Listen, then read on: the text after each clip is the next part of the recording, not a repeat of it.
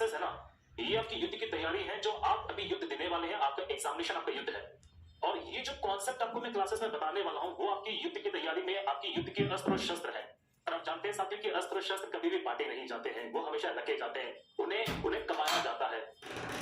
तो साथियों, मैं बस ये कहना चाहूंगा कि आपको जो मैं क्लासेस में नोट देने वाला हूं, आप हर चीज बांट दीजिए, हर चीज बांटिए, बस ये नोट्स मत बांटिए, क्योंकि ये नोट्स आपको विजय करने वाले हैं आपकी अपनी तैयारी के अंदर। ठीक है, चलो तो सभी को नमस्कार, सभी को राधे राधे। क्लास को शुरू करते बेटा, क्लास थोड़ी हमारी लेट होने वाली है, लेट हो चुकी है ऑलरेडी। चलो तो अब शुरू बेटा, देखिए स्टार्ट करने वाले हैं इंडियन ज्योग्राफी के बारे में। तो इंडियन ज्योग्राफी की शुरुआत में बेटा हमें सबसे पहले यहाँ पे 3 से 4 बातें समझनी है। तो मैं देखिए सबसे पहले बेटा यहाँ पे जो शुरुआत करने वाला हूँ, वो करने वाला हूँ इसके नामकरण से, कि सर हमारे भारत का जो नामकरण है, हमारे भारत के अंदर जो डिफरेंट डिफरेंट नेम्स हैं, वो कैसे पड़े हैं, किस कारण से हुए हैं, और हम भारत के अंदर यहाँ पे अलग अलग नामों को किस प्रकार से जानते हैं, क्योंकि एग्जामिनेशन में शुरुआत नाम से ही करेंगे। ठीक है, चलो मैं आपको बहुत सारी बातें बहुत डिटेल से बताऊंगा, टेंशन मत लेना, ठीक है, मजा आएगा आपको। तो हम जब भारत के नामों की बात करते हैं, तो भारत के बहुत सारे नाम हैं, जैसे बहुत सारे नामों से जाना भी जाता है इंडिया को। तो हम जब बात करेंगे बच्चे इंडिया के सबसे पुराने नाम के बारे में, तो इंडिया का बच्चे सबसे पुराना नाम आपने यहाँ पे पढ़ा होगा, जिसको हमने नाम दिया बच्चे कौन सा, जम्बूद्वीप।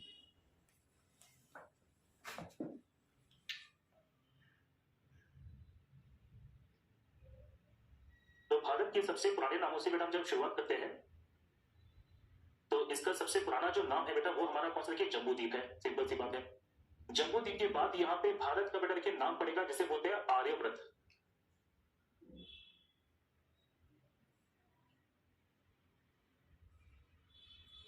यहाँ पे बेटा जो नाम है, वो यहाँ पे कौन सा, देखिए पिक्चर आर्यव्रत है। आर्यव्रत के बाद देखिए बच्चे यहाँ पे एक नाम है जिसे बोलते हैं हिंदुस्तान, जो बहुत ही ज्यादा फेमस नाम है। आपने अक्सर भारत के इस नाम को तो सुना ही होगा यहाँ पे हिंदुस्तान के बारे में। चलिए, या इससे पहले एक नाम ले लेते हैं जिसे बोलते हैं भारत।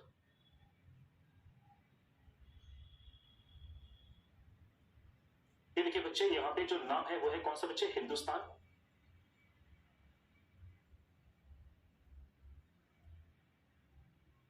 और लास्ट में हम देखिए बच्चे एक नाम लेने वाले हैं जिसे हमने नाम दिया है इंडिया, जैसे आप अभी हमारे भारत को जानते भी हैं।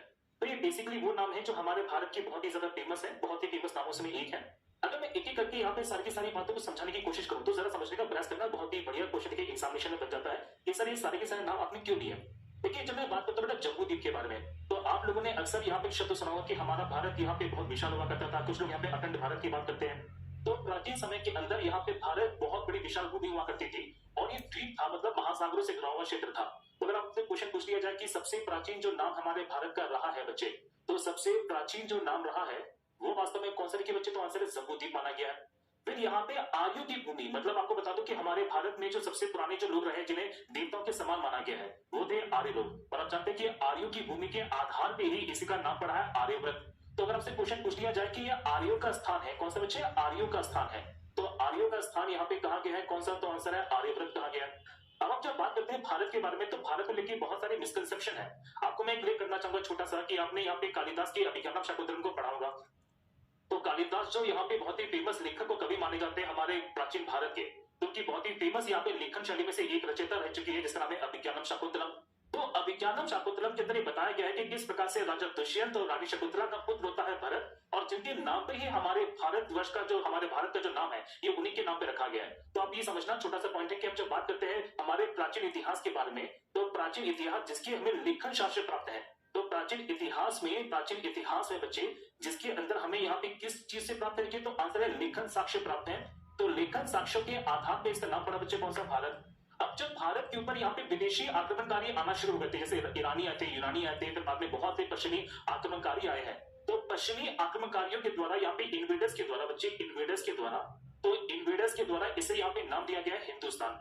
और देखिए ऐसा बोलते हैं बच्चे, ऐसा कहा जाता है कि भारत में सिंधु नदी बहा करती थी, और सिंधु नदी से इधर का क्षेत्र जो उनका पूरा का क्षेत्र है, पश्चिम का नहीं बेटा, पूरा का जो क्षेत्र है, उसे मैं नाम दिया कौन सा, हिंदुस्तान। और इंडिया जब नाम जानते हैं कि भारत के अंदर जब यहाँ पे विदेशी व्यापारी आए थे, तो विदेशी व्यापारी के द्वारा इसे नाम दिया कि यहाँ पे कौन सा, इंडिया।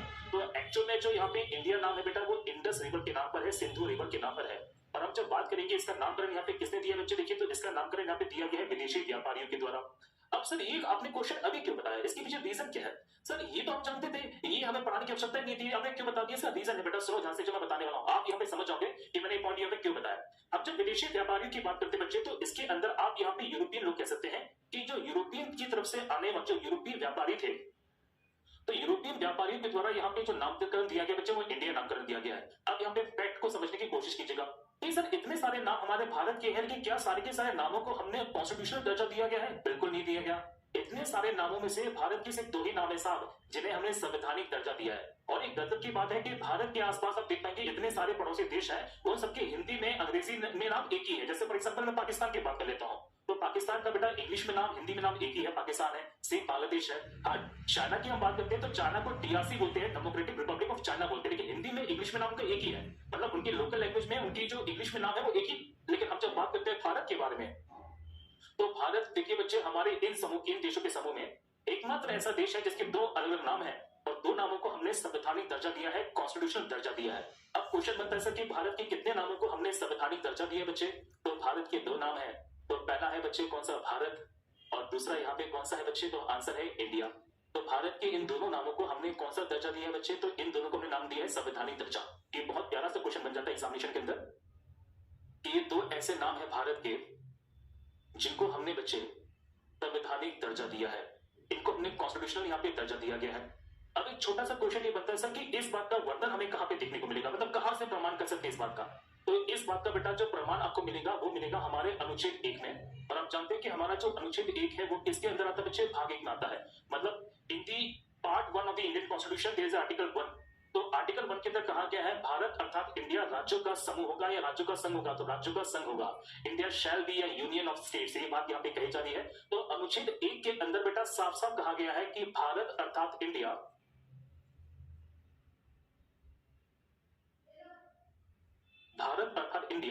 राज्यों का समूह ना होकर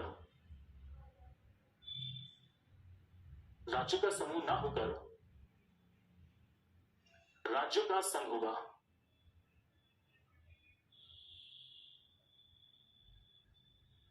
राज्यों का समूह ना होकर राज्यों का संघ होगा।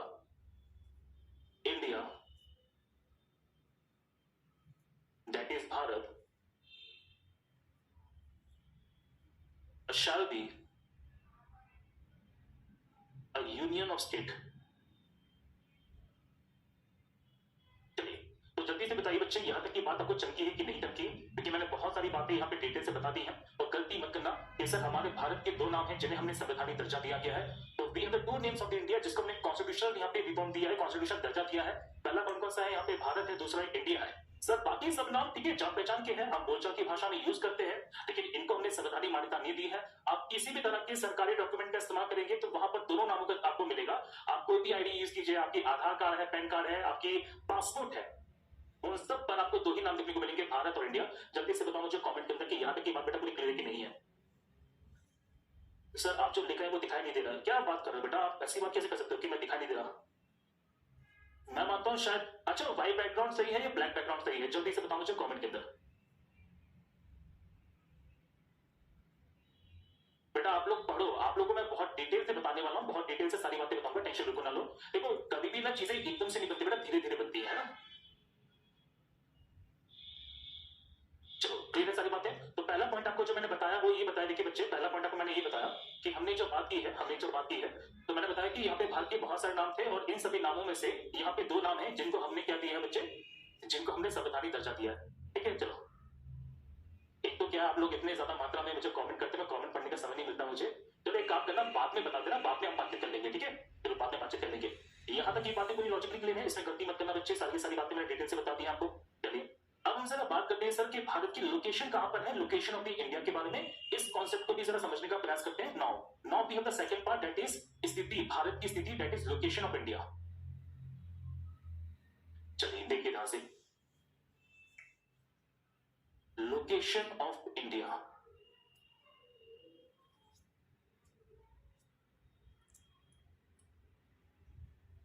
भारत की स्थिति और यहां पे विस्तार। चलिए बहुत ही शानदार पॉइंट है, इस पॉइंट को भी जरा समझने का प्रयास करते हैं। देखिए अब बेटा जरा यहाँ पे समझना, इस कॉन्सेप्ट को समझाने से पहले तो मैं बहुत सारी बातें हैं जो डिटेल से बताना चाहता हूं, जरा वो पे देखिए कि किस प्रकार से हमारे भारत की जो लोकेशन है वो आपको मिलने वाली है, वो देखिए से। अगर बेटा मैं पृथ्वी की बात करूं, देखो ये मैं मान लेता हूं ये हमारी पृथ्वी है, ठीक है, ये हमारी अर्थ है, आप यहाँ पे देख पाएंगे।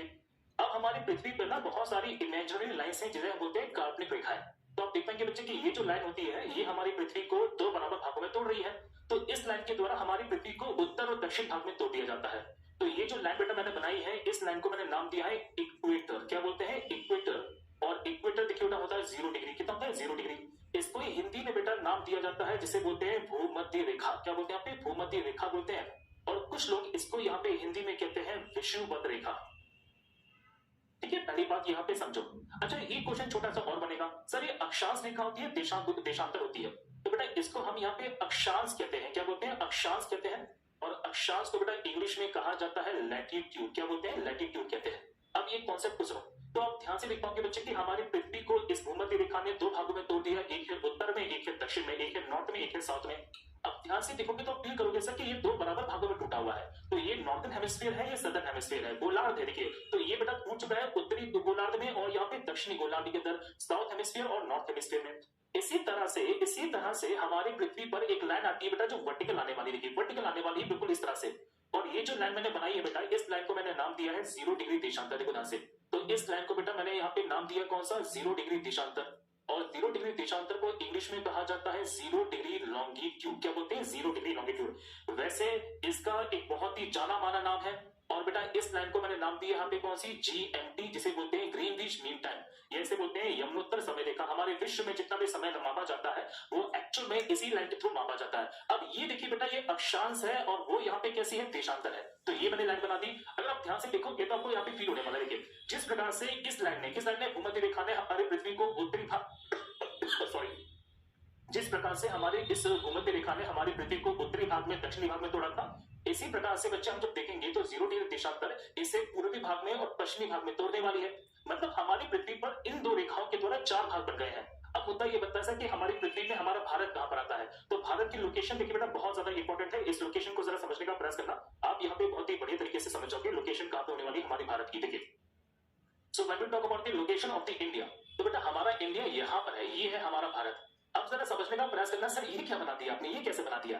अगर बेटा मैं बात करूं यहाँ पे भारत के बारे में, इसका मतलब ये है कि भारत में बेटा मिलने वाली जितनी भी अक्षांश रेखा है वो सारी की सारी कौन सी? उत्तरी दक्षिणी। सर उत्तरी अक्षांश होगी ना, क्योंकि अब देखो बच्चे कि जितनी भी यहाँ पे अक्षांश रेखाओं की कैलकुलेशन की जाती है वो कहां से की जाती है? तो सारी की सारी जो अक्षांश रेखा है, जो लैटिट्यूड लाइंस होती है, वो भूमध्य रेखा से मापी जाती है। और इस वाले पॉइंट पर यदि आप फोकस करेंगे तो आप पाएंगे सर कि हमारी पृथ्वी पर देखिए जितने भी अक्षांश रेखा है वो सारी की सारी ऊपर की ओर है, नीचे की ओर है, ऊपर की ओर है। लॉजिक क्लियर कि नहीं है? जल्दी बताओ मुझे कमेंट के अंदर। देखो तो हमारी पृथ्वी पर बेटा जितना भी अक्षांश मान है वो सबका सब कहां पर? ऊपर है, नीचे, ऊपर क्यों है?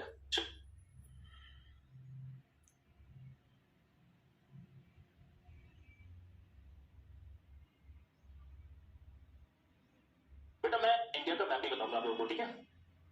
इंडिया का मैप भी बताऊंगा, टेंशन ना लो। चलो तो आप ये समझ गए कि यहाँ पे हमारे पृथ्वी में बेटा मिलने वाली जितनी भी यहाँ पे अक्षांश रेखाएं हैं वो सारी की सारी भूमध्य रेखा से ऊपर है। इसका मतलब ये है बच्चे कि हमारे भारत में सिर्फ और सिर्फ उत्तरी अक्षांश रेखाएं मिलती है। पहली बात तो ये समझो ध्यान से। अब आते हैं बच्चे किस वाले पॉइंट पर? देखिए इस वाले पॉइंट पर अगर मैं बात करूं देशांतर रेखाओं के बारे में, तो हमारी पृथ्वी पर हमारे भारत की जब बात करते हैं बच्चे, तो हमारे भारत में सिर्फ और सिर्फ कौन सी देशांतर रेखा मिलेगी? तो देखो बच्चे ध्यान से, ये जो देशांतर रेखाएं हैं ये कहां पर है? ये इसके पूर्व में है, पश्चिम में बेटा पूर्व में है। इसका मतलब यह है कि हमारा जो भारत है वो किस गोलार्ध में है बेटा? तो वो है उत्तर पूर्वी गोलार्ध में। किसमें? उत्तर पूर्वी गोलार्ध में। तो सबसे पहला पॉइंट यहाँ पे समझने का प्रयास करना जो मैं कह रहा हूं बच्चे, तो हमारे भारत की जो लोकेशन है बेटा, हमारे भारत की जो लोकेशन है वो किसमें लिखी बच्चे? तो वो है नॉर्थ ईस्ट हेमिस्फीयर। किसमें बच्चे? नॉर्थ ईस्ट हेमिस्फीयर में। और हम जब इसे बात करते हैं तो इसे हिंदी में बच्चे कहा जाता है उत्तर पूर्वी गोलार्ध। क्या बोलते हैं बच्चे? तो आंसर है उत्तर पूर्वी गोलार्ध कहते हैं। तो ये बात यहाँ पे लॉजिकली क्लियर हो गई है कि हमारा भारत किसमें है बच्चे? तो हमारा भारत है उत्तर पूर्वी गोलार्ध में। उत्तरी गोलार्ध में तो है नो डाउट, लेकिन अगर एक्चुअल में पूछा जाए तो किसमें बच्चे? उत्तर पूर्वी गोलार्ध में है। आवाज कटकट आ रही है मतलब? बेटा मुझे तो ऐसा कुछ लग नहीं रहा आवाज के अंदर, लेकिन आप थोड़ा सा पहले पढ़ के देखो, ठीक है? चलो अब मैंने आपको ये छोटा सा फैक्ट यहाँ पे क्लियर कर दिया बच्चे कि हमारा भारत जो है वो कहां पर है। तो हमारा भारत बच्चे कहां पर है? उत्तर पूर्वी गोलार्ध में है। इसको मैंने जो नाम दिया क्या नाम दिया कि इक्वेटर नाम दिया है। पहली बात ये समझिए। और ये कितना देखिए 0 डिग्री है। अब मैं लोकेशन की बात यहाँ पे लिख रहा हूँ, जरा समझिए देखिए बच्चे, सुनो ध्यान से। तो सबसे पहले मैंने आपको ये बताया कि हमारा भारत बच्चे किस गोलार्ध में है। तो हमारा जो भारत है बच्चे किस गोलार्ध में लिखे? तो बेटा हमारा भारत है उत्तर पूर्वी गोलार्ध में, जिसको सिंपल सी भाषा में बेटा क्या बोलते हैं कि नॉर्थ ईस्ट हेमिस्फीयर। चलो अब यहाँ पे सिंपल सा फैक्ट बेटा और सुनो ध्यान से। सर यहाँ पे नॉर्थ का मतलब किससे है और ईस्ट का मतलब किससे है? देखिए, तो अगर मैं बात करता हूँ बच्चे भारत में किस गोलार्ध में, देखिए तो बेटा हमारा भारत है उत्तर पूर्वी गोलार्ध में, जिसको सिंपल सी भाषा में बेटा क्या बोलते हैं कि नॉर्थ ईस्ट हेमिस्फीयर। चलो अब यहाँ पे सिंपल सा फैक्ट बेटा और सुनो ध्यान से। सर यहाँ पे नॉर्थ का मतलब किससे है और ईस्ट का मतलब किससे है? देखिए, तो अगर मैं बात करता हूँ बच्चे भारत में, तो हमारे भारत के अंदर मिलने वाली जितने भी अक्षांशीय रेखाएं हैं बच्चे, सुनो ध्यान से, तो हमारे भारत के अंदर जितनी भी यहाँ पे लैटिट्यूड लाइन्स मिलेंगी वो सारी की सारी कैसे मिलेंगी? उत्तरी अक्षांश की, दक्षिणी अक्षांश की। तो ये बात को समझो ध्यान से कि हमारे भारत के अंदर बेटा मिलने वाली जितनी भी अक्षांशीय रेखाएं हैं वो सारी की सारी उत्तरी अक्षांश की होने वाली है। इसी तरह से जब मैं बात करता हूँ पूर्वी के बारे में, तो हमारे भारत के अंदर बेटा मिलने वाला जितना भी देशांतर रेखाएं हैं, और देशांतर रेखाओं को सिंपल सी भाषा में क्या बोलते हैं? लॉन्गिट्यूड्स। क्या बोलते हैं बच्चे? लॉन्गिट्यूड्स। तो लॉन्गिट्यूड्स कैसे यहाँ पे पूर्वी है, तो ये छोटा सा फैक्ट यहाँ पे समझो, गलती मत करना।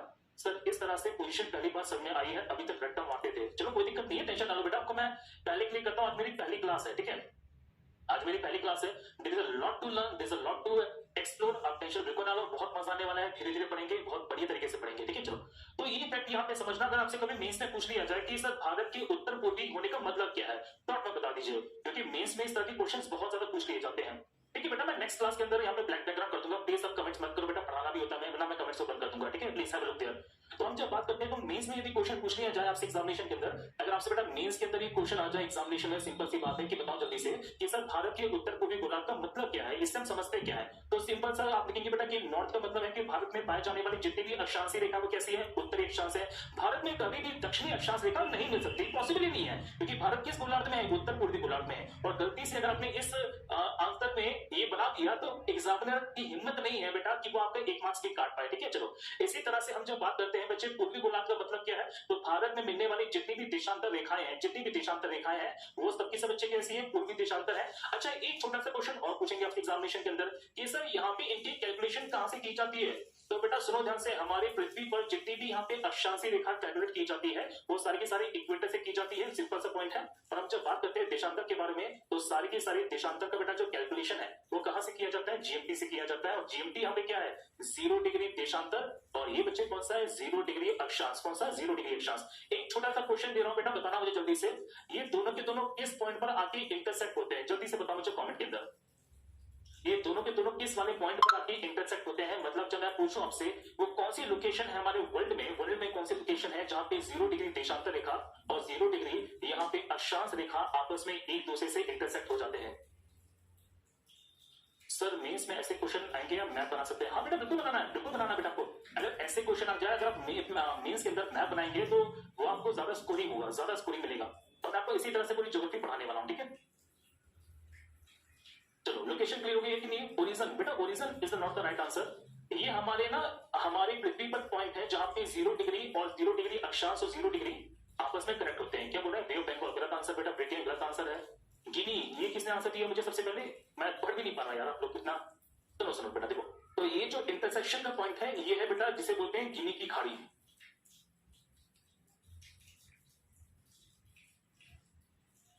जिसको हमने इंग्लिश में बेटा नाम दिया है कौन सा? द गल्फ ऑफ गिनी।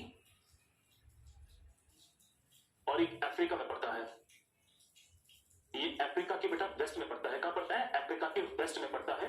तो ये छोटा सा फैक्ट है, एग्जामिनेशन में बहुत बार पूछा जा चुका है। ये सभी दोनों के दोनों कहां पर मिलते हैं? तो बेटा ये मिलते हैं गल्फ ऑफ गिनी में, 0 डिग्री लैटिट्यूड और 0 डिग्री लॉन्गिट्यूड। आप ऐसे ही बच्चा यहाँ पे जो आंसर दे रहा है ना मुझे, वो बेटा दे रहा है छत्तीसगढ़। बेटा छत्तीसगढ़ के अंदर ये नहीं है, छत्तीसगढ़ के अंदर यहाँ पे ट्रॉपिक ऑफ कैंसर जिसे कर्क रेखा बोलते हैं, और भारत की जो यहाँ पे IST है, इंडियन स्टैंडर्ड टाइम है, वो मिलते हैं। तो दोनों चीजें कैसी है? अलग अलग है। चलो जल्दी से बताओ मुझे पीछे कि लोकेशन क्लियर हुई कि नहीं हुई है? हमने 2 चीजें पढ़ी है, दोनों चीजें बहुत क्लियरली पढ़ ली है अभी तक। तो मैंने आपको पहला क्या बता दिया? तो बच्चे मैंने आपको पहला बताया भारत के नाम के बारे में, और किस नाम को हमने कॉन्स्टिट्यूशन दर्जा दिया वो मैंने बता दिया। दूसरा बेटा मैंने आपको जो बताया वो बताया भारत के लोकेशन के बारे में, विद कंसेप्ट बताया है, किस प्रकार से मेंस में क्वेश्चन आ जाए आप किस तरह से इस पर एक्सप्लेन करने वाले हैं, ये चीज भी मैंने यहाँ पे बता दी है। 2 चीजें हमने पढ़ी है, दोनों चीजें बताओ भैया जल्दी से क्लियर हुई कि नहीं हुई है? बेटा धीरे धीरे चीजें बनती है, एकदम से हर चीज नहीं हो पाती है। बेटा जल्दी से मुझे कमेंट में क्लियर करो बेटा कि यहां तक की बातें पूरी क्लियर है कि नहीं है।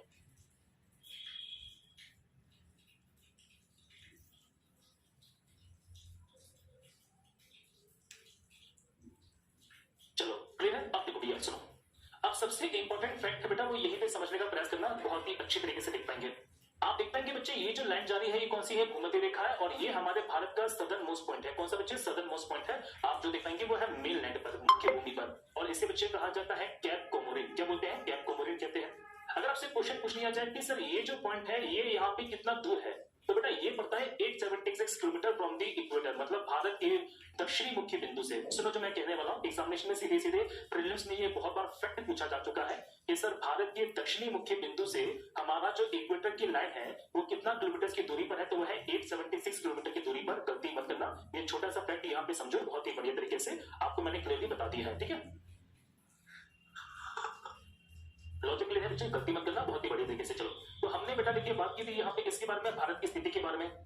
चलिए तो भारत हमारा उत्तर पूर्वी गोलार्ध में है, मैं बता चुका हूँ। नेक्स्ट हम देखिए बेटा बात करते हैं भारत के यहाँ पे विस्तार के बारे में, about the extension of the India, और भारत के अंतिम बिंदुओं के बारे में सीधे सीधे क्वेश्चन बनता है, बहुत ही बढ़िया। चलो तीसरा बेटा पॉइंट हमारा आज का जो है इंडियन ज्योग्राफी में, एक सेकेंड, चलो ठीक है, यस। तो बेटा अब देखिए हम बात करते हैं भारत के विस्तार के बारे में, about the elongation of the India.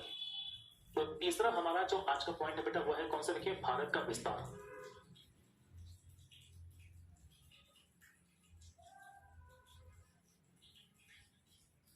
Extension of India.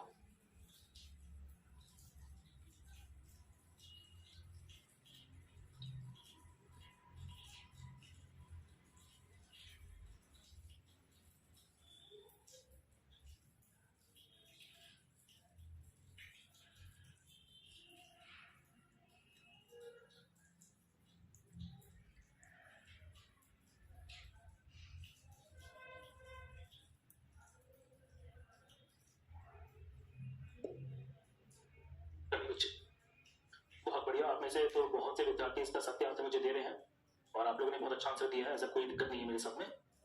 चलिए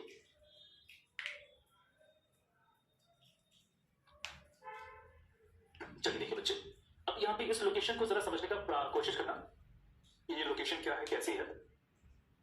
देखिए बच्चे, तो ये हमारा भारत है जो आपको नजर आने वाला है। अगर देखिए मैं बात करूं बच्चे, तो हमारी भारत की लोकेशन कैसी है, इस पॉइंट को जरा समझो। पहले देखो हमारा भारत कुछ इस प्रकार से है, जैसे कि एक इंसान है जो बंदूक लेके खड़ा हुआ है, तो यहाँ पे सर है जो जम्मू कश्मीर में जाने वाला है। देखिए फिर हमारा बेटा यहाँ पे राजस्थान का इलाका जाएगा, हमारे प्यारे राजस्थान का। यहाँ पे फिर हमारा पूर्वोत्तर भारत है, और नीचे देखिए बच्चे हमारे जो पैर है वो दक्षिण भाग को दर्शाने वाले हैं। मतलब हमारे भारत की जो आकृति बेटा वो चतुष्कोणीय है। कैसी है, चतुष्कोणीय है, जिसे हम बेटा क्वाड्र एंगुलर बोलते हैं। क्या बोलते हैं, क्वाड एंगुलर बोलते हैं, या क्वाड्र एंगुलर बोलते हैं, जैसा आप कहना चाहे। तो हमारे भारत यहाँ पे चारों तरफ से विस्तार है। अब भारत की हम जब लोकेशन की बेटा बात करेंगे, देखिए तो भारत के लोकेशन से बहुत सारे क्वेश्चन है जो आपसे एग्जामिनेशन में सीधे सीधे बन सकते हैं। इनको जरा यहाँ पे समझने का प्रयास करना, आपको बहुत सारे फैक्ट बेटा जो मैं यहाँ पे डिटेल से बताने वाला हूँ। एक सेकेंड, इसको हम बैक ही कर देते हैं ताकि मैं आपको एक अच्छा डायग्राम यहाँ पे बना के दिखा सकूं।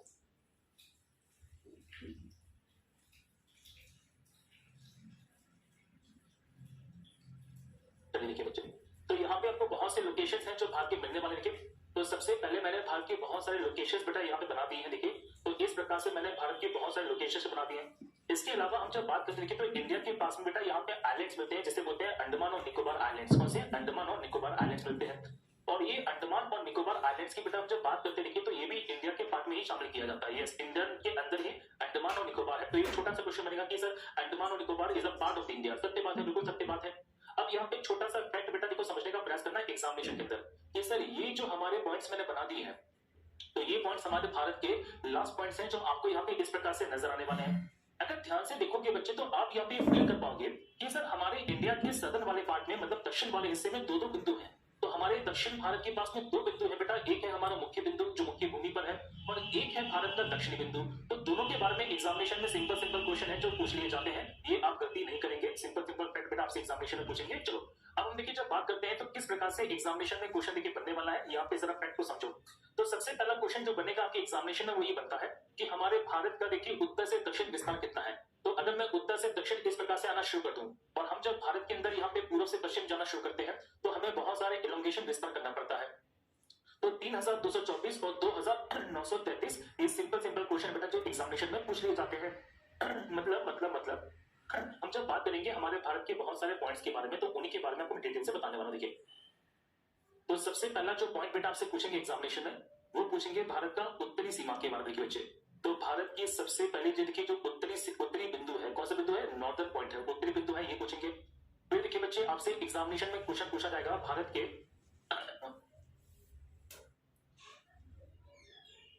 पूर्वी बिंदु के बारे में। फिर देखिए बच्चे बात करते हैं भारत के हम यहाँ पे पश्चिमी बिंदु के बारे में। और फिर देखिए बच्चे हम बात करते हैं भारत के दक्षिणी बिंदु के बारे में। चलिए, तो ये सारे के सारे पॉइंट्स हैं जो हम यहाँ पे डिस्कस करने वाले हैं। Have a look there first. देखिए मैं आपको एक एक करके सारी की सारी बातें बहुत डिटेल से बता दूंगा। Have a look there. देखिए बच्चे आपको सारी की सारी बातें यहाँ पे क्लियर हो जाएगी। देखिए तो भारत का बेटा सबसे जो उत्तरी बिंदु है वो आपको यहाँ पे नजर आने वाला है। और भारत के बच्चे सबसे उत्तरी बिंदु को हमने नाम दिया है जिसे बोलते हैं इंदिरा पॉइंट या इंदिरा कॉल। तो बेटा यहाँ पर जो पॉइंट है हमारा उसे बोलते हैं कौन सा? इंदिरा कॉल। क्या बोलते हैं? इंदिरा कॉल कहते हैं। तो भारत का सबसे उत्तरी जो बिंदु बेटा को नजर आएगा वो कौन सा? इंदिरा कॉल है। ये जो पॉइंट आप यहाँ पे देख पाएंगे बच्चे डेट इज इंदिरा कॉल। ये बच्चे पॉइंट पास रखें, इंदिरा कॉल है। और भारत की हम जब बात करते हैं बच्चे इसका मान कितना है? तो इसका मान है 37 डिग्री 6 मिनट उत्तरी अक्षांश। तो 37 डिग्री 6 मिनट उत्तरी अक्षांश। अब एक छोटा सा फैक्ट देखो बेटा ध्यान से, ये जो मैंने 37 डिग्री 6 मिनट उत्तरी अक्षांश को मापा, ये कहां से मापा है? दक्षिणी भारत से या विषुवत रेखा से? विषुवत रेखा से। अगर आप प्रीवियसली यहाँ पे देख पाओगे बच्चे तो ये जो पॉइंट मैंने मापा है इसे बोलते हैं 37 डिग्री 6 मिनट। तो ये 37 डिग्री 6 मिनट कहां से है? विषुवत रेखा से है, भारत के दक्षिणी बिंदु से है। तो बेटा ये भारत से नहीं नापा जाता, ये कहां से नापा जाता है? विषुवत रेखा से मापा जाता है। तो मैंने आपको क्या बताया कि हमारी पृथ्वी पर बेटा जितना भी अक्षांश मापा जाएगा वो सारा का सारा कहां से मेजर किया जाता है? तो वो सारा का सारा मेजर किया जाता है फ्रॉम द इक्वेटर। तो भारत के अंदर जो 37 डिग्री 6 मिनट की लाइन आई है ये फ्रॉम द इक्वेटर है। तो ये छोटा सा क्वेश्चन आपसे पूछेंगे बेटा कहां से है? तो बेटा ये है फ्रॉम इक्वेटर। कहां से है? From equator. ये कहां से है? तो आंसर है इक्वेटर से है। लॉजिक क्लियर है? गलती मत करना, पहले बताने वाला हूं। तो हमारे भारत के अंदर जो उत्तरी बिंदु बच्चे कितना मान है इसका? देखिए उसका मान है 37 डिग्री 6 मिनट उत्तरी अक्षांश। किसमें बच्चे? उत्तरी अक्षांश। ये वर्तमान के अंदर यहाँ पे किस रीजन में आता है? तो बेटा ये वर्तमान के लद्दाख टेरिटरी में आता है। मतलब अभी जो यहाँ पे एरिया बना हुआ वो लद्दाख का बना हुआ है। इससे पहले हम जब बात करते हैं बच्चे तो यहाँ पे जम्मू कश्मीर हुआ करता था। अब ये जो इलाका है ना ये थोड़ा सा विवादित है। एक्चुअल में देखा जाए तो यहाँ पे पीओके है जिसे बोलते हैं पाक ऑक्यूपाइड कश्मीर। लेकिन इंडिया ने यहाँ पे तय कर दिया कि नहीं सर, हम जब बात करते हैं जम्मू कश्मीर के बारे में तो हम उसी जम्मू कश्मीर की बात करते हैं जो लद्दाख और जम्मू कश्मीर में शामिल है। तो हमारे जो यहाँ पे यूनियन मिनिस्टर है, जो केंद्रीय गृह मंत्रालय में जो मिनिस्ट्री है साहब, उसने ये साफ साफ कर दिया है कि भारत में जम्मू कश्मीर और लद्दाख मतलब पूरा जम्मू कश्मीर लद्दाख हम ना अक्सर चीन को मानते हैं और ना ही यहाँ पे पीओके को मानने वाले हैं। तो ये जो पॉइंट है ये एक्चुअल में पीओके के अंदर आता है, लेकिन हमारा भारत इसको कंसिडर करता है। ये सत्यवाद भी होना भी चाहिए। चलिए तो ये छोटा सा फैक्ट यहाँ पे समझिएगा, लद्दाख के अंदर आता है। एक्चुअल में आपको मैं बताऊं छोटा सा पॉइंट ये है कि ये जो पॉइंट है ना ये एक ऐसा पॉइंट है जहां पर तीन बाउंड्रीज आपस में टच होती है। तो अफगानिस्तान की जो थोड़ी सी बाउंड्री है जो लगभग 106 किलोमीटर के आसपास की है वो यहां से टच होती है। तो बेटा यहीं पर पॉइंट बना हुआ है और इसी पॉइंट को हमने नाम दिया है जिसे बोलते हैं त्रिपाल पॉइंट। और ये जो त्रिपाल पॉइंट बना हुआ है ये एक्चुअल में एक ऐसा रीजन है जहां पर अफगानिस्तान की जो बाउंड्री है वो भारत से टच होती है। तो एक छोटा सा फैक्ट यहाँ पे समझिएगा। चलिए हम जब बात करते हैं भारत के पूर्वी बिंदु के बारे में, देखिए भारत का जो ईस्टर्न पॉइंट है आप यहाँ पे देख पाएंगे। तो भारत का बेटा जो पूर्वी बिंदु है ये पड़ता है किबिथु में, और किबिथु कहां पर है? अरुणाचल प्रदेश में है। तो यहाँ पे छोटा सा फैक्ट समझिएगा कि भारत का जो पश्चिमी बिंदु है ये पूर्वी बिंदु है। तो बेटा पूर्वी बिंदु है जिसे बोलते हैं ईस्टर्न पॉइंट, तो ये किबिथु है। इसको कई किताबें यहाँ पे वालांगू बोलती है। क्या बोलती है बच्चे? वालांगू बोलती है। और ये किस राज्य के अंदर है बच्चे? तो ये पड़ता है अरुणाचल प्रदेश में। किसमें? अरुणाचल प्रदेश में पड़ता है। और हम जब बात करेंगे बच्चे इसके एक्सटेंशन के बारे में, इसके विस्तार के बारे में, तो इसका विस्तार है 97 डिग्री 25 मिनट पूर्वी देशांतर। रुक जाओ मैं बता रहा हूं। देखिए तो इसका जो विस्तार है बेटा वो कितना है? तो इसका विस्तार यहाँ पे पूछेंगे तो वो है 97 डिग्री 25 मिनट। यहाँ पे पूर्वी देशांतर या पश्चिमी देशांतर? तो बेटा आंसर है पूर्वी देशांतर। और पूर्वी देशांतर को इंग्लिश में क्या बोलते हैं? तो आंसर है ईस्ट लॉन्गिट्यूड कहते हैं। क्या बोलते हैं? ईस्ट लॉन्गिट्यूड कहते हैं। सर यहाँ पे हमने जो 97-25 मिनट मापे वो कहां से मापा है, कहां से मेजर किया है? तो जैसा मैंने को भी बताया ना थोड़ी देर पहले कि सर हमारी पृथ्वी पर जितना भी देशांतर मापा जाता है वो कहां से मापा जाता है? वो जीएमटी से मापा जाता है। इट मींस कि भारत का ये जो पॉइंट है ये जीएमटी से 97.25 मिनट कहां पर है? ईस्ट में है या वेस्ट में है? तो बेटा ईस्ट में है। तो ये छोटा सा फैक्ट यहाँ पे समझ गए। अगर आपसे क्वेश्चन पूछ लिया जाए कि भारत का जो पूर्वी बिंदु है वो है कहां पर, तो भारत का बेटा जो पूर्वी बिंदु है वो एक्चुअल में 97-25 मिनट यहाँ पे ईस्ट में है। अभी इनको मैं इनके बारे में बहुत डिटेल से बताऊंगा बेटा। देखो आज की क्लास तो हमारी क्या जनरल इंट्रोडक्शन वाली क्लास है। अब मैं पहले दिन आपको सीधे सीधे मेंस लेवल पे तो नहीं पहुंचा सकता क्योंकि आप में से बहुत से विद्यार्थी हैं जो इस बैच में पहली बार जुड़े होंगे। सिंपल सी बात है। तो भरोसा रखिए बच्चे, आप मेरे प्रेजेंटेशन पे समझ पाएंगे कि मैं कितना डिटेल और कितना डेडिकेटली आपकी मेंस की तैयारी आपको इसी बैच में कराऊंगा। आप ये मान के चलो, ठीक है। क्योंकि मेरा ये मानना है कि बच्चे धीरे धीरे मैं चीजें बढ़ा दूंगा, लेकिन आज जो पहले बार बहुत से विद्यार्थी हमसे जुड़े हैं उनको भी तो यहाँ पे एक अच्छा खासा बेस मिलना चाहिए, क्योंकि मैं हमेशा बेटा पहले इमारत के बेस पे काम करता हूँ। जितना मजबूत आपका बेस होगा उतना ज्यादा आप अपने फाउंडेशन को और ज्यादा स्ट्रॉन्ग कर पाएंगे। ठीक है, तो गलती मत करना। अभी बेटा मैं कमेंट्स पढ़ूंगा, टेंशन ना लो। ठीक है, बेस में कमेंट्स पढ़ूंगा। चलो, तो मैंने बता दी कि भारत के अंदर यहाँ पे किबिदु है जिसे वालंगो बोलते बेटा, अरुणाचल प्रदेश में है। ये छोटा सा फैक्ट समझिए। अब आते बेटा पश्चिमी बिंदु पर। देखिए ये पश्चिमी बिंदु को नजर आने वाला है। ये जो पश्चिमी बिंदु है बेटा ये बहुत इंपॉर्टेंट है। सुनो ध्यान से। अब हम जब बात करते हैं कि बच्चे, तो यहाँ पर इसको बहुत सारे नाम दिए जाते हैं। तो कुछ लोग इसे एक नाम देते हैं बेटा जिसे बोलते हैं सर क्रीक। क्या बोलते हैं? सर क्रीक कहते हैं। यहाँ पर ही इसका बेटा एक नाम और पड़ता है जिसे बोलते हैं गोहार मोती। क्या बोलते? अब ये पड़ता कहां पे बच्चे? तो ये पड़ता है कच्छ की खाड़ी में। कहां पे पड़ता है? कच्छ की खाड़ी में। और कच्छ की खाड़ी को इंग्लिश में बेटा कहते हैं द गल्फ ऑफ कच्छ। तो आप ये जो रीजन देख पाएंगे, इस रीजन को ही कहा जाता है द गल्फ ऑफ कच्छ, जो वास्तव में भारत और पाकिस्तान के बीच में एक विवादित एरिया भी है। इसका 90% भारत के पास में है, 10% पाकिस्तान के पास में। और ये एक देखा जाए बच्चे तो एक तरह का रेगिस्तानी क्षेत्र है, दलदली क्षेत्र भी है। और भारतीय सुरक्षा बलों के द्वारा, बीएसएफ के द्वारा यहाँ पे सीमा सुरक्षा की जाती है। अब सर्किट की बेटा हम जब बात करेंगे तो ये वास्तव में कैसा है? लॉन्गिट्यूड है, ये लैटिट्यूड है? लॉन्गिट्यूड है। देख पाएंगे आप लोग यहाँ पे लॉन्गिट्यूड बनने वाला है। सर पॉइंट कितना ये? तो इसका पॉइंट बेटा 68 डिग्री 7 मिनट यहाँ पे पूर्वी देशांतर। कितना बच्चे? पूर्वी देशांतर। ये लॉजिकली यहाँ पे क्लियर है कि इसका यहाँ पे विस्तार कितना होने वाला है? देखिए बच्चे, तो आंसर है 68 डिग्री 7 मिनट पूर्वी देशांतर। और ये हमारा पूर्वी देशांतर है। सर ये तो पश्चिम में होना चाहिए ना? अरे वही तो मैं बता रहा हूँ साफ, वही तो मैं बता रहा हूँ। देखो ध्यान से, आप में से बहुत से बच्चे बोलेंगे सर ये पूर्वी देशांतर क्यों हुआ, सर पश्चिमी देशांतर क्यों नहीं हुआ? आप में से बहुत से विद्यार्थी ये कहेंगे, भी मुझे पता है सर ये तो भारत के पश्चिम में है, तो कायदे से इसका मान होना चाहिए 68 डिग्री पश्चिमी देशांतर। आपने सर पूर्वी देशांतर शायद गलती से लिख दिया। नहीं बच्चे, गलती से नहीं लिखा है। मैं वही तो आपको बार बार बता रहा हूँ। यहाँ पे सुनो ध्यान से कि हम जब बात करेंगे बच्चे, मैंने क्या बताया कि देशांतर कहां से नापते हैं? जीएमटी से मापते हैं। और देखा जाए तो भारत का ये जो बिंदु है, ये जो हिस्सा है, ये जीएमटी से बच्चे कहां पर है? पश्चिम में है, पूर्व में है? पश्चिम में है, पूर्व में है? पूर्व में है sir. It is an eastern side. तो भले ही यहाँ पे इसकी वैल्यू कम हो जाए, लेकिन इसका जो मान आएगा वो कितना आएगा? 68 डिग्री 7 मिनट यहाँ पे पूर्वी देशांतर ही आएगा। लॉजिक क्लियर है? जल्दी बताओ मुझे फटाफट से, यहाँ तक की बात पूरी क्लियर है कि नहीं? क्योंकि अब मैं आता हूँ दक्षिणी बिंदु पर और ये हमारे लिए बहुत ज्यादा इंपॉर्टेंट होने वाला है। पहले सर मुझे कमेंट के अंदर बताओ कि यहाँ तक की बात पूरी क्लियर है कि नहीं है। सर थोड़ा एडवांस। ओहो, मुझे लग रहा था कि मैं सही पढ़ा रहा हूँ। ये कौन है बेटा एडवांस वाला विद्यार्थी? जरा आइए।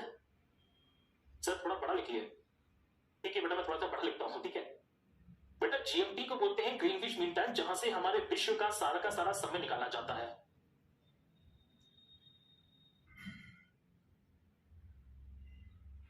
पहले जरा मुझे कमेंट के अंदर बताइए बेटा कि यहां तक के जो कॉन्सेप्ट है वो क्लियर है कि नहीं है आपको।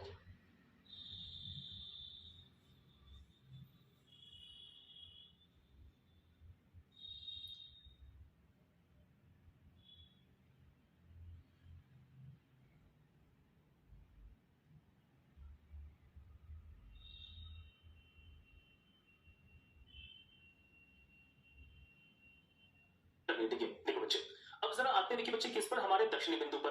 अब आप देख पाओगे बच्चे कि हमारे दक्षिणी बिंदु की हम जब बात करते हैं, when we talk about the southern most point, तो उस भारत के पास में दो दक्षिणी बिंदु हैं जो नजर आएंगे। देखिए बच्चे बहुत ही बढ़िया तरीके से। तो सर एक तो है हमारे मेन लैंड पर जिसे बोलते हैं मुख्य भूमि पर, तो एक है बच्चे किस पर? अंडमान निकोबार आइलैंड्स पर। तो यहाँ पर जो मिलने वाला लैंड मास है बच्चे, इसको बोलते हैं कौन सा? अंडमान और निकोबार आइलैंड्स।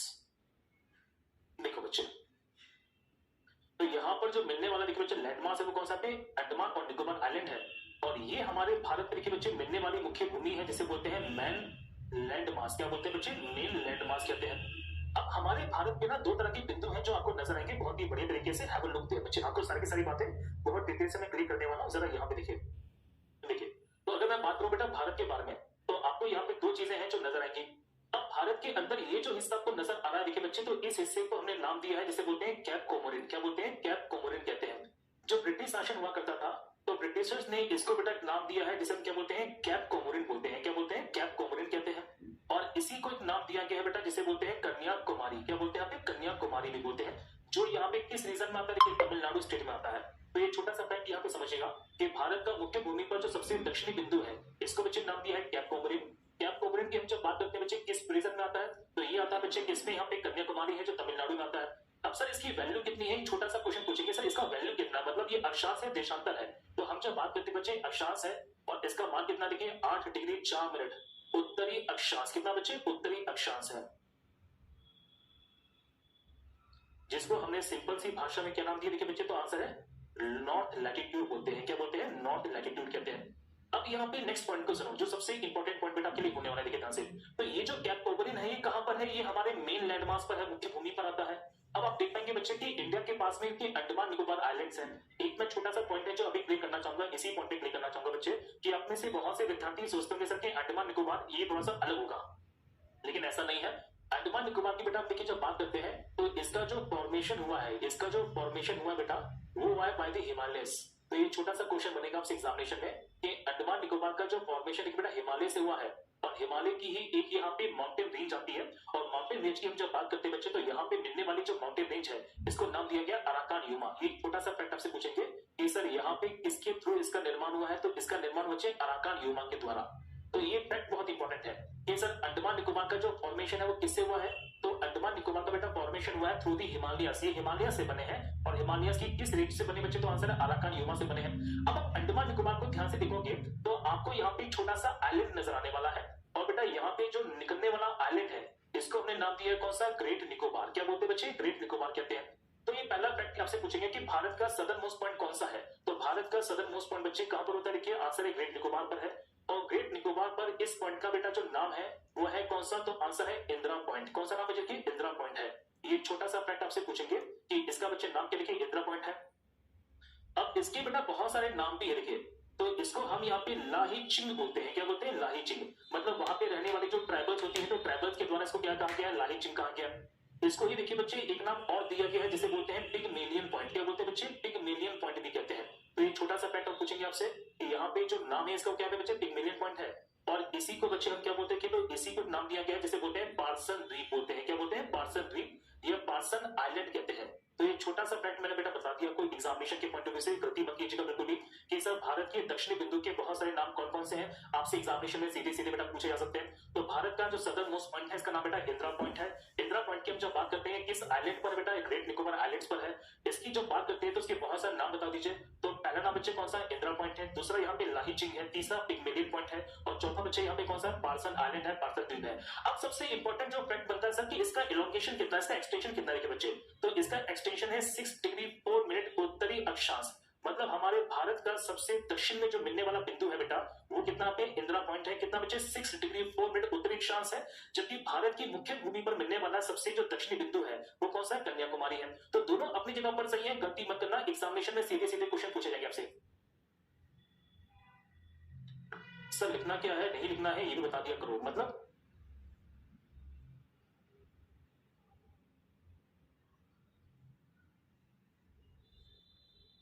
चलिए यहां तक की बात बेटा बड़ी क्लियर की नहीं है। देखिए तो मैंने ये सारे के सारे फैक्ट बता दिए आपको बहुत ही बढ़िया तरीके से कि इंडिया का जो सदर्न मोस्ट पॉइंट है तो भारत का बेटा जो दक्षिणतम बिंदु है, ठीक है। तो हम जब बात करते हैं इंदिरा पॉइंट के बारे में तो ये हमारे भारत का दक्षिणतम बिंदु है, भारत का दक्षिणतम जो बिंदु है कौन सा पे, इंदिरा पॉइंट है।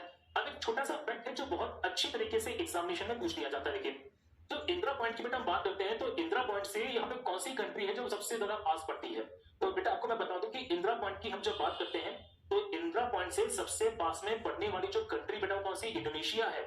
और इंडोनेशिया का यहाँ पे आइलैंड है जिसे बोलते हैं सुमात्रा आइलैंड। क्या बोलते हैं बच्चे, सुमात्रा आइलैंड कहते हैं। तो एक छोटा सा फैक्ट आपसे पूछ लिया जाएगा एग्जामिनेशन के अंदर कि ये बता दीजिए कि हमारे भारत की जब बात करेंगे तो हमारे भारत में जो इंदिरा पॉइंट है जो भारत का सदर्न मोस्ट पॉइंट है, ठीक है। तो सदर्न मोस्ट जो पॉइंट है इंडिया का, वहां पे सबसे पास की जो नेबरिंग कंट्री वो कौन सी है, तो सबसे नेबरिंग बच्चे कंट्री कौन सी, सुमात्रा आइलैंड है जो इंडोनेशिया का पॉइंट पड़ता है। चलो जल्दी से बताओ मुझे कमेंट के अंदर फटाफट से, सर ये पॉइंट्स के नाम इंग्लिश में भी लिख दिया करो। ठीक है बेटा मैं इंग्लिश में लिख दूंगा, ठीक है मैं भी लिख देता हूं, कोई दिक्कत वाली बात नहीं है।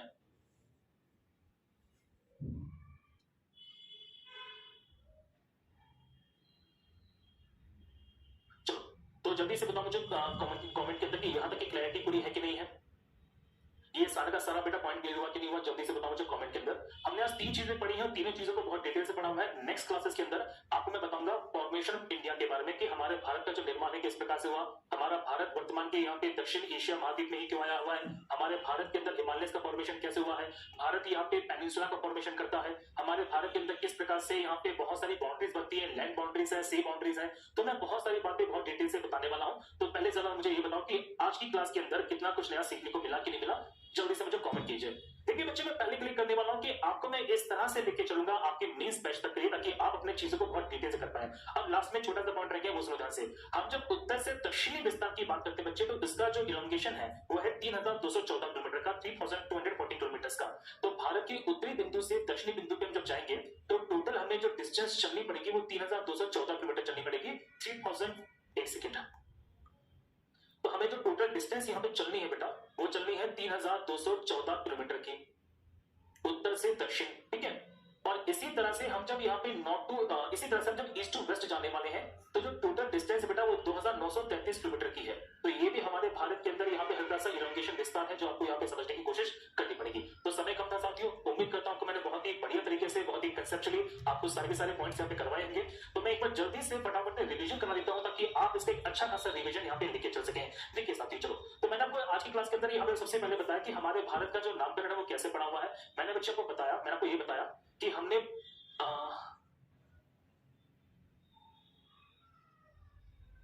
सर नाइस क्लास, पर मुझे इंग्लिश क्लास प्लान नहीं मिली बेटा, क्लास मिल जाएगी इंग्लिश की। या मुझे ना एक काम करना बेटा, सुनो, मैं आपके कमेंट्स को, अभी इतने ज्यादा कमेंट्स कर रहे हैं आप लोग कि मैं कमेंट्स को पढ़ नहीं पा रहा। एक काम करना, आपके पास जो भी आपका यहाँ पे आपको जो दिया गया है फीडबैक के लिए, आप फीडबैक दे दीजिएगा, कोई इशू वाली बात नहीं है बेटा। राजस्थान भी मिलेगा आपको, बहुत ही बढ़िया, ठीक है। तो राजस्थान भी बेटा मिलेगा, आपको टेंशन ना लीजिए। चलो जल्दी से रिवीजन करते हैं फटाफट से। तो बेटा मैंने स्टार्टिंग की है कहां से, देखिए नामकरण को लेके कि नामकरण क्या क्या है। जम्बूद्वीप है, आर्यभट्ट है, भारत है, हिंदुस्तान है, इंडिया है। सबसे प्राचीन नाम बच्चे कौन सा है? जम्बूद्वीप है। जैसा मैं बता चुका हूं, जब आर्य लोग भारत में आए थे तो आर्यभट्ट नाम पड़ा हुआ है। उसके बाद यहाँ पे प्राचीन इतिहास में जब लेखन साक्ष्य मिले थे, मतलब लिखित साक्ष्य मिले हैं, तो लिखित साक्ष्य के आधार पे हमारा नाम भारत था। यहाँ पे आक्रमणकारियों के द्वारा, इन्वेडर्स के द्वारा इसका जो नाम है बच्चे वो इंडिया दिया गया है या हिंदुस्तान दिया गया? हिंदुस्तान दिया गया है। और हम जब बात करते हैं बच्चे इंडिया के बारे में, तो इंडस रिवर के नाम पे विदेशी व्यापारियों के द्वारा इसका नाम बच्चे इंडिया पड़ा है। दो नामों को हमने संवैधानिक दर्जा दिया है। कहां पे इस बात का वर्णन है? तो बेटा हमारे संविधान के भाग 1 के अंदर अनुच्छेद 1 है, मतलब in the part 1 of the Indian constitution we have the article 1। तो आर्टिकल 1 के अंदर बच्चे यहाँ पे कहा गया है कि भारत राज्यों का समूह ना होगा, राज्यों का संघ होगा। India shall be a union of the states, जिसमें हमने ये बात को समझ पाए बहुत ही बढ़िया तरीके से कि किस प्रकार से भारत के दो नामों को संवैधानिक दर्जा दिया गया है। इसके बाद देखिए बच्चे, आपको मैंने बताया कि भारत की लोकेशन कहां पर है। तो मैंने बताया कि भारत हमारा उत्तर पूर्वी गोलार्ध में है। उत्तर पूर्वी गोलार्ध का मतलब होता है कि नॉर्थ ईस्ट हेमिस्फीयर में है। इसका मतलब यह है साथियों कि भारत में मिलने वाली जितनी भी अक्षांशीय रेखाएं हैं वो सारी की सारी उत्तरी अक्षांश होंगी। और हम जब बात करेंगे भारत में मिलने वाली जितनी भी देशांतर रेखाएं हैं साथियों, वो सारी की सारी कैसी है? पश्चिमी देशांतर है, पूर्वी देशांतर है? पूर्वी देशांतर है। एक छोटा सा पॉइंट और है कि भारत के अंदर जितनी भी लॉन्गिट्यूड्स का मापन किया जाएगा, मेजरमेंट किया जाएगा बच्चे, वो किया जाएगा जीएमटी से, that is Greenwich mean time. और ग्रीनविच मीन टाइम की हम जब बात करेंगे तो इसे बोलते हैं वो क्षेत्र जहां से भारत और विश्व के समय का जो मापन है वो किया जाता है। विश्व के सारे समय का मापन कहां से करता है बच्चे? जीएमटी से करते हैं, लॉजिकल बात है। और अक्षांश रेखाएं वो रेखा होती है जहां से हम यहाँ पे इक्वेटर से हम सारी की सारी अक्षांश रेखाओं को मापते हैं। तो ये पॉइंट मैंने क्लिक किया। उसके बाद बच्चे देखिए, मैंने आपको बताया भारत के southern point, eastern point, western point और यहाँ पे नॉर्दर्न पॉइंट के बारे में ये सारे के सारे फैक्ट मैंने क्लिक कर दिए हैं। नेक्स्ट क्लास के अंदर बच्चे, नेक्स्ट क्लास के अंदर हम बात करने वाले हैं भारत के फॉर्मेशन के बारे में। चलिए